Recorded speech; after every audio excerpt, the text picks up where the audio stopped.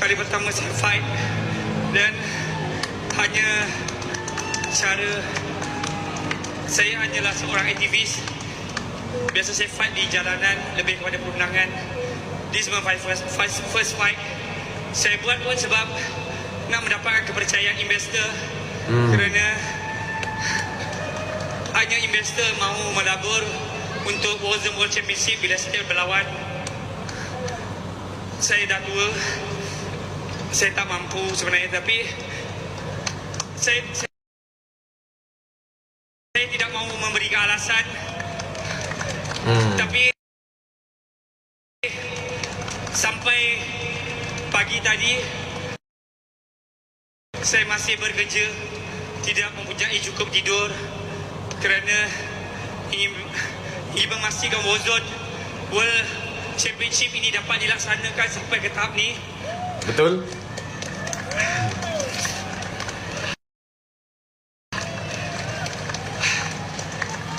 Abang Irfan, thank you so much. Ibu ayah saya, ayah mentua saya, saya punya isteri kesayangan, Banyak sangat baju anak-anak, tenaga. the whole my family, the whole my family datang Ya, hari Alhamdulillah. support. Lapan-lapan. Terima kasih semua. Tak apa lah kan. Tak ada rezeki Saya sorry. lah. So next Saya- ada lagi. Memang tak mampu nak lawan untuk di usia macam ni. Tapi demi Warzone World Championship, saya try so hard. Saya tahu bukan mudah. Tapi bukan mudah. Tapi I try so much, so hard. Minta maaf.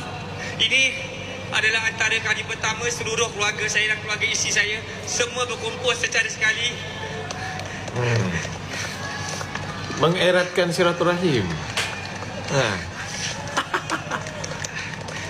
Thank you kepada Yunus suruh main Warzone Barbie. World Championship. Siuk lah main Barbie. My coach Fendi Kalai and all team Kalai Brothers. Sorry saya ambil masa sikit nak bercakap kerana sejak Yunus menang. hidup saya hanya memikirkan pasal Warzone World Championship saja. Betul? Thank you Fendi. Guys. Last. Siapa yang berani guys? Last. Penutup. Dan saya nak ucapkan Gift. Thank you so much kepada Penutup, semua guys. sponsor Warzone World Championship dan personal saya Yusuf Azmi.